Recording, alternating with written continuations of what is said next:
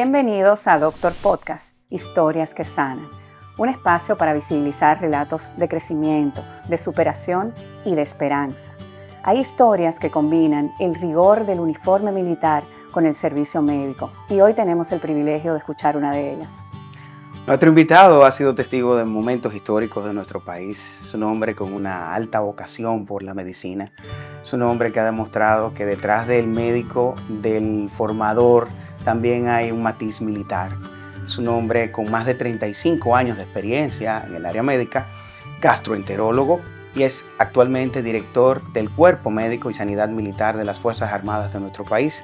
Es un orgullo para nosotros contar con la presencia hoy del doctor Martín Salazar Simó. Bienvenido, doctor. Gracias, muchísimas gracias por la invitación a los laboratorios de aplicaciones médicas LAN. Gracias, Taina, gracias, Nubi.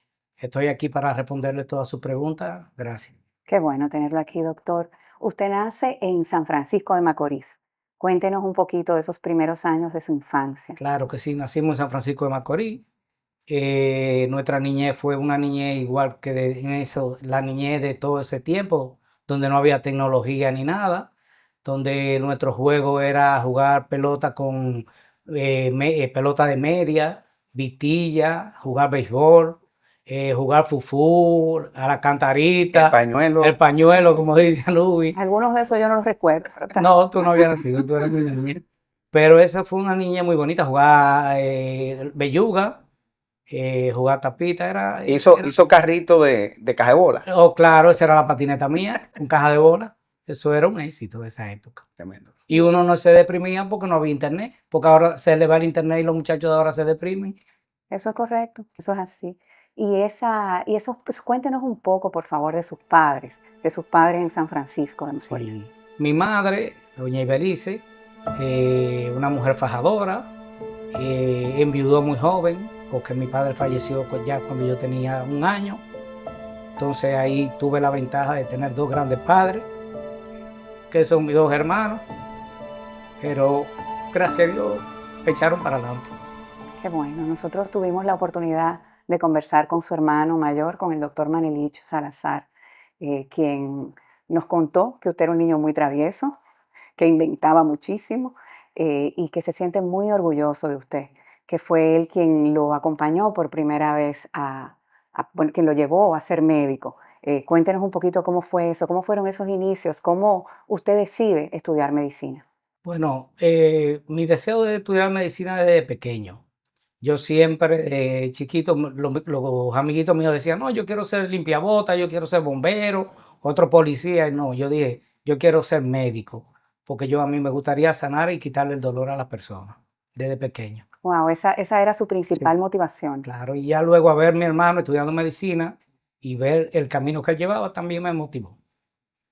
¿Y en qué momento, doctor, decide combinar la medicina con la parte militar? ¿Qué fue primero? No, la medicina. Yo entro a estudiar medicina a la Universidad Autónoma de Santo Domingo, 1 año después de empezar.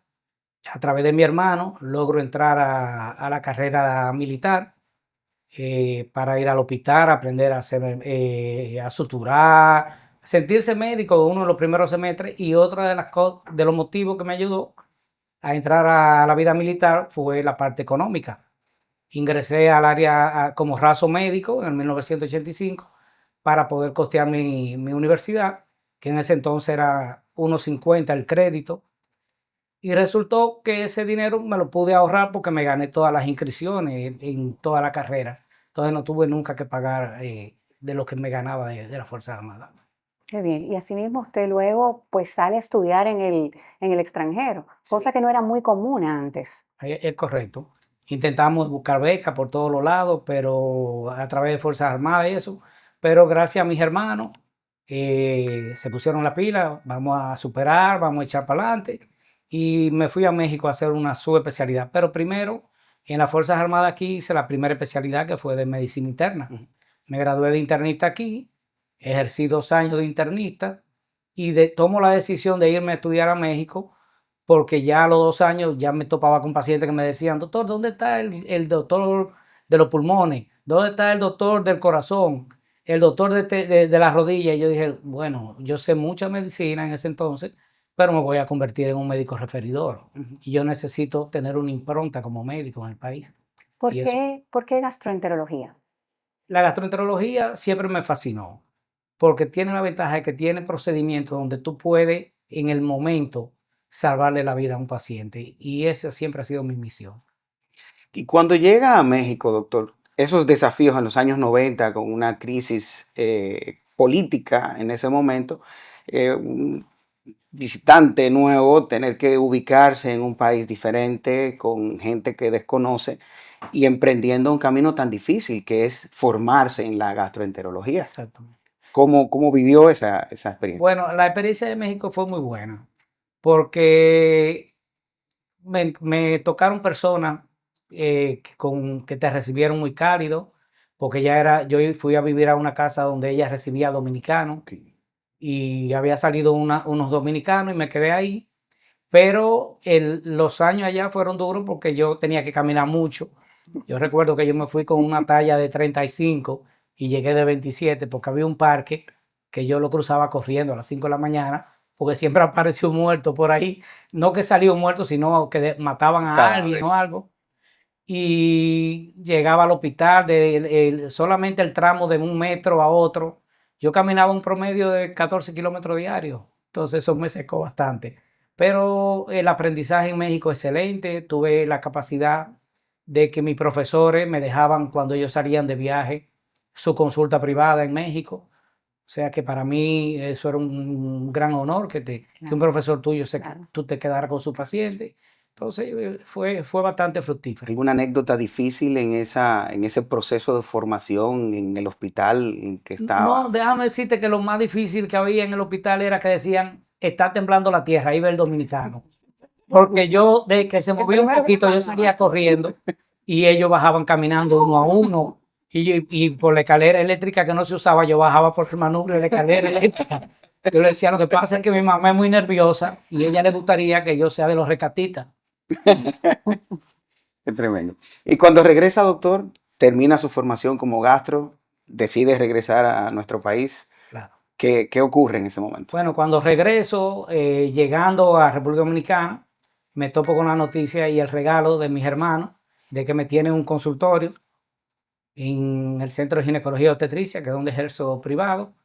Eh, Empiezo a formar como director del Departamento de Gastroenterología, siendo capitán médico del Hospital Central de las Fuerzas Armadas.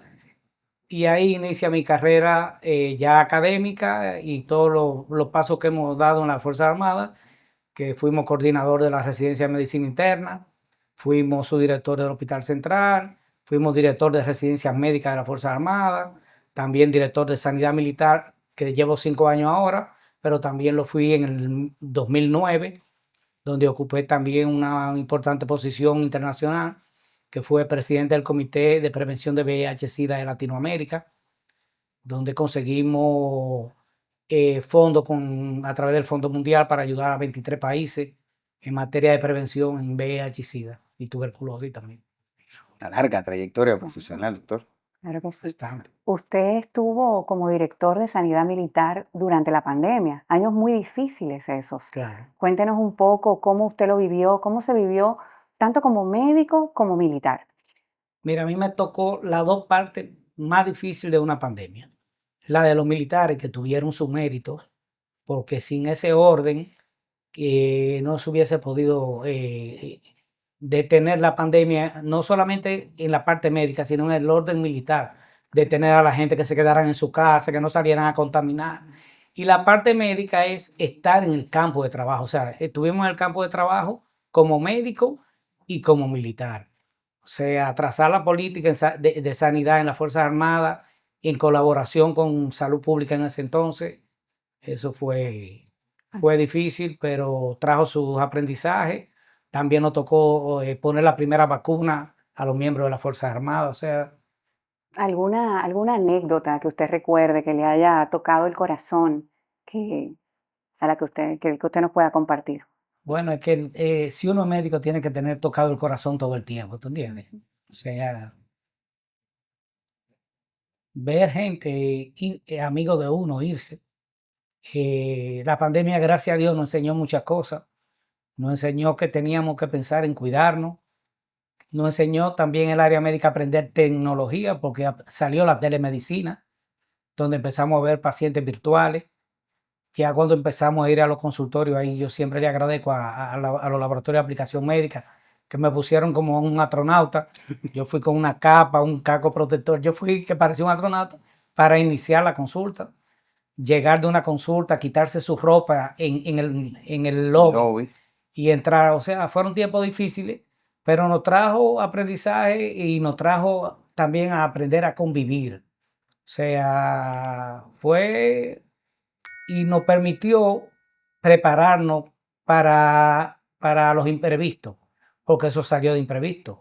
El médico se prepara muchas cosas para lo previsto, pero la pandemia nos preparó para eso y para cualquier otra situación que pueda venir de imprevisto, como la catástrofe o otra pandemia. Fortaleció realmente. Ujú. Doctor, y dentro de una trayectoria tan compleja, combinando lo profesional con lo militar, son dos profesiones, claro Sí, está. claro. ¿Cómo conjugó la familia? O sea, ¿dónde empieza esa construcción de un hogar? Bueno, yo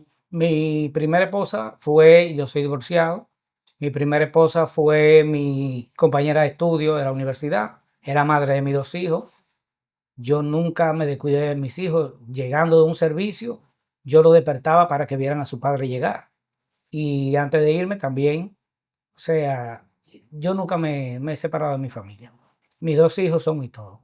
Hoy sus hijos son 2 hombres adultos. ¿Cómo es su relación con ellos? Excelente. Es más que padre, somos amigos. ¿Alguno es médico? ¿Alguno No, se ha inclinado por no, ser no, médico o por ser militar? tampoco. Yo traté de que nunca, siendo estudiante, ingresarlo en el área militar Okey, para que se ayudaran. ¿Por qué? Porque cuando uno viene de abajo y viene haciendo lo correcto, uno llega a la cima haciendo lo correcto. Entonces no quería nada que me entorpeciera. Yo me puse como los caballos de carrera, por aquí, y no miraba hacia atrás. Si te tiraban piedras, tú no la veías. Y uno, lo único que te lleva a la meta es tú tener la meta en tu cabeza. ¿Qué le deja Martín Salazar a sus hijos como valores? Honestidad, transparencia y Ese amor de padre incondicional, entregado absolutamente. exactamente. Qué orgullo, doctor.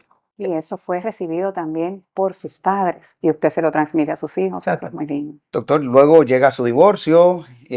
¿Qué pasa con Martín Salazar luego de eso? Seguí trabajando, tuve otras relaciones, ahora tengo una relación bastante estable, seguí educando, seguí formando personas, porque yo siempre digo que a medida que un estudiante de medicina o un médico en formación, yo le transmitía mi conocimiento, eso iba en beneficio del paciente, que por lo que somos médicos.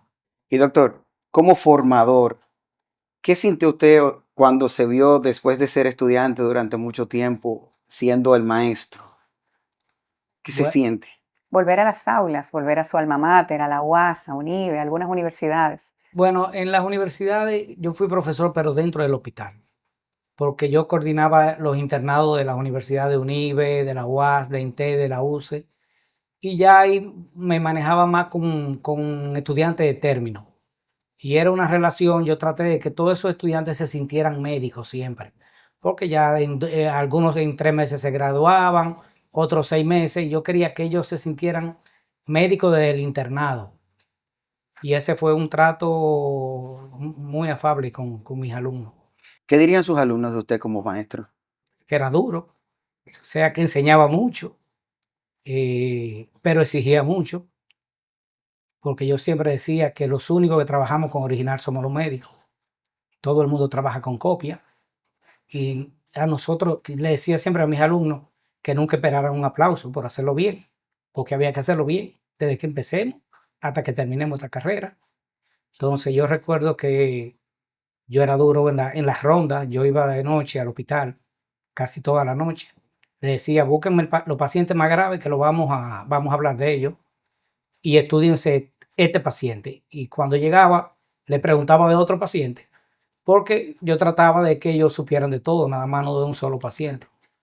Bueno, Nos- pues coincide mucho, doctor, con parte de lo que hemos investigado al respecto, porque tuvimos la oportunidad de conversar con algunos alumnos suyos y lo definen como un hombre generoso, gracioso, un hombre recto, un hombre formador por vocación y que usted fue un motivo de inspiración para que algunos de ellos decidieran estudiar gastroenterología. Y ahí tiene a la doctora Patricia Álvarez, que me imagino que Ujú. así como ella lo recuerda a usted, es de su agrado recordarla a ella. Sí, Patricia, Indira, tengo muchos gastroenterólogos. Tengo a la doctora Alba Batista, que también fue alumna mía, la doctora Lugo.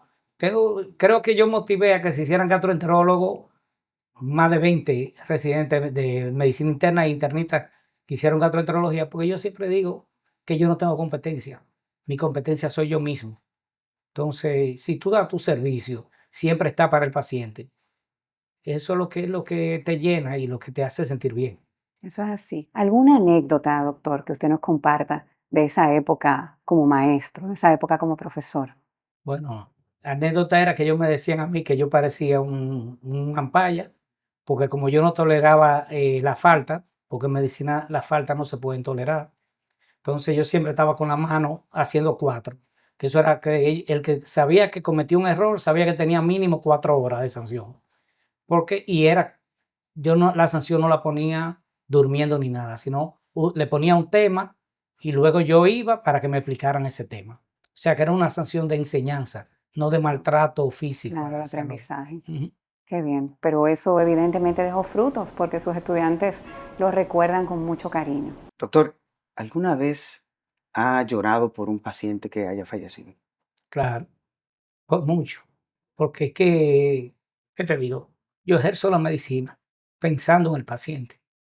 Entonces, es difícil salirte del dolor del paciente. Por eso que yo le digo a los médicos, cuando un paciente llega a tu consultorio, llega con dolor, espéralo con paz, con tranquilidad, no le genere más dolor. ¿Tú Empatía. entiendes? Entonces, sí, yo he tenido pacientes porque es que en estos países, en los países latinos, los pacientes son familia. Entonces, por eso también yo siempre digo, relajando, yo nomás le pregunto un solo apellido a los pacientes, porque si le pregunto el segundo, sale en familia mía y no le cobro. Entonces, no viviría. Pero sí, claro, o sea, el médico que no ha pasado por eso no es médico.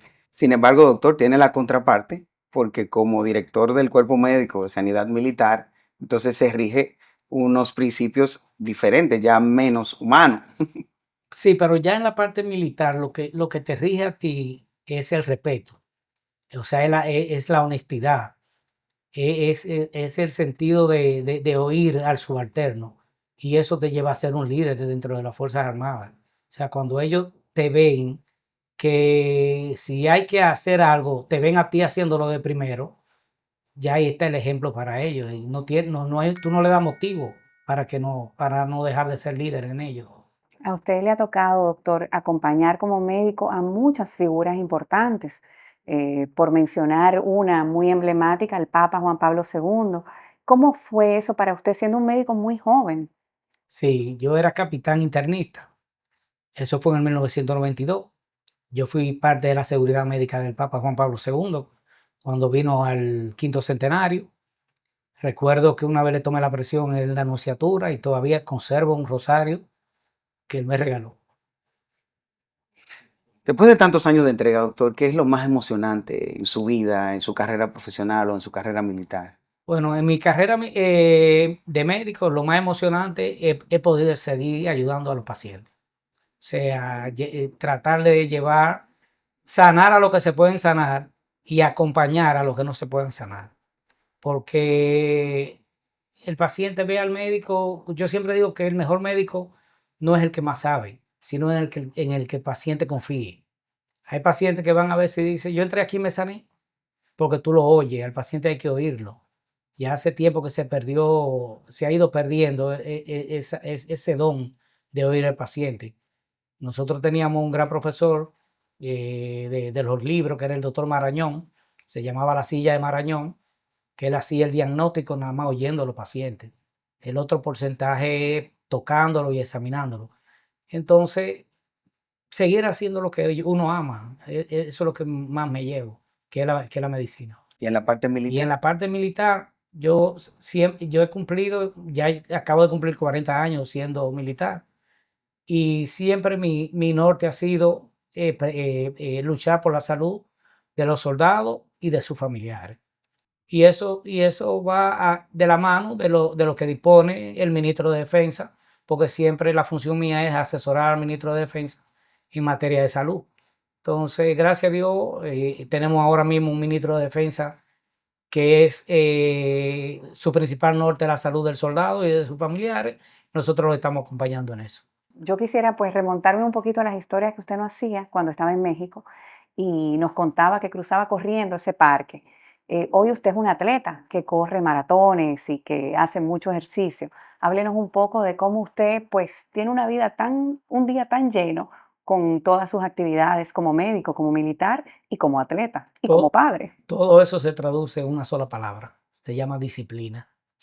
La disciplina es el éxito de todo. O sea, si yo sé que voy a correr mañana a las 5 de la mañana, me duermo antes de las 10 de la noche. Entonces, sí, hemos hecho maratones, tuvimos la oportunidad de correr el maratón de Berlín, el maratón de Nueva York. O sea, y el ejercicio para mí es lo que me da vida y es lo que me permite vaciar la mente para volverla a llenar en el día completo, ¿A qué hora hace ejercicio, doctor? a las 5 de la mañana. 5 de la mañana. Ujú. Excelente horario. Yo quisiera ahora que usted nos traslademos a esos años, al principio de los 60, cuando usted era un niño en San Francisco, y le diga algo a ese niño. Vayamos de vuelta en esa cámara hacia el pasado, y usted se siente con ese niño, con ese Martín en San Francisco. ¿Qué usted le diría? Que estoy agradecido de él, que no cambió nada, con los aciertos y los desaciertos, volver a ser Martín. Maravilloso. ¿Y qué le diría usted, doctor, en toda la experiencia que ha acumulado en su carrera, tanto profesional como personal, a esos jóvenes hoy día? ¿Qué consejo le daría para que encuentren su centro, su yo, lo que quieren en la vida? Mira, lo primero, como yo digo, todo viene basado en los microgobiernos. Y los microgobiernos se llaman la familia. O sea, siempre oír a sus padres, oír a sus mentores. Y a los nuevos médicos que no dejen que sigan humanizando la medicina, que se ha ido perdiendo. Estamos viendo muchas áreas donde la humanización en el área médica ha caído bastante. Y yo siempre digo que el médico, si no tiene humanidad, mejor que se retire de la medicina. Y una frase que me gusta mucho es que yo siempre digo que es grandioso el que estudia para aprender, pero es glorioso el que estudia para sanar. Entonces, el médico debe siempre de ser glorioso y recordarse que nosotros trabajamos con original. Doctor, ¿qué le dice Martín a su yo del futuro? Mi yo del futuro es hoy. Yo no tengo yo del futuro porque yo vivo cada día. O sea, cuando nos sometemos a pensar en lo que va a venir y en lo que pasó, dejamos de disfrutar el día de hoy. Entonces, mi futuro es cuando yo me despierta mañana y vuelve y viva un día a plenitud, siendo correcto, siendo agradecido, porque es una de las virtudes que más me gusta, la gratitud, porque yo digo que la gratitud es una obra de arte, pero aplicarla es una obra maestra. Entonces, eso es el día a día. Yo no tengo, mi futuro es cada día que abro los ojos, es mi futuro. Doctor Martín, antes de irnos, nos gustaría que le dé un mensaje a los jóvenes, a los estudiantes de medicina, a quienes van a estar el día de mañana frente a los pacientes. ¿Qué usted le diría a esos jóvenes? Sí, gracias. Le diría que sí se puede, que no importa la clase social de donde uno venga, si uno tiene educación familiar, se puede, que se alejen de los vicios, que respeten a sus padres, a sus mentores y a los nuevos médicos que piensen más en la humanización de la salud. Porque es verdad que la tecnología nos lleva rápido, pero la tecnología debe ser basada para diagnóstico, no para manejo de pacientes. Entonces, que se mantenga siempre en educación continuada. Y por eso siempre le doy gracias a los laboratorios de aplicación médica que siempre se han mantenido a la vanguardia de la educación continuada. Entonces, mi gran mensaje es que amen lo que hagan, que ahí está el valor de todo. Muchas gracias, doctor. Muchas gracias por acompañarnos en esta historia tan rica, en esta historia que tiene tanto corazón, que tiene tanta alma. Un hombre que sirve al país, que sirve como médico, que sirve como militar. Es verdaderamente un honor tenerlo aquí con nosotros. Y un hombre que hoy nos ha abierto su corazón de manera transparente, de manera llana, donde hemos podido ver que detrás de un profesional médico extraordinario, detrás de un militar de una larga trayectoria en la milicia, también es una persona que siente, que padece, que tiene pasión por lo que hace y que ha sabido reinventarse constantemente para llegar y dejar un legado en esta vida. Doctor Martín Salazar, muchísimas gracias por esa apertura tan llana y tan noble de parte de usted. Gracias al Laboratorio de Aplicaciones Médicas por la invitación, a Taina, a Nubi, gracias por todo. Gracias a usted. Esto ha sido todo por hoy. Muchas gracias por estar con nosotros en esta nueva entrega de Doctor Podcast. Gracias por estar ahí, doctor, y compartir con nosotros ese lado humano que existe detrás del gastroenterólogo, detrás del militar. Demostrarnos que sí, que hay sentimientos, que se puede lograr, que no importa de dónde uno venga, si tiene el norte claro de lo que quiere y si se rigen valores en familia, puede lograr lo que se proponga. Doctor, gracias por abrir ese corazón tan lindo para nosotros. Muchas gracias por acompañarnos. Esto ha sido Doctor Podcast, historias que sanan. Recuerde suscribirse, denle like y síganos en las redes sociales. Compartan el contenido y no dejen de escribirnos si quieren ver algún médico conocido que tenga una historia linda que contar, compartiendo con nosotros. Y así como hizo el doctor Martín Salazar el día de hoy, conozcamos qué hay detrás de ese profesional, detrás de esa bata, detrás de ese médico. Muchísimas gracias. Hasta la próxima.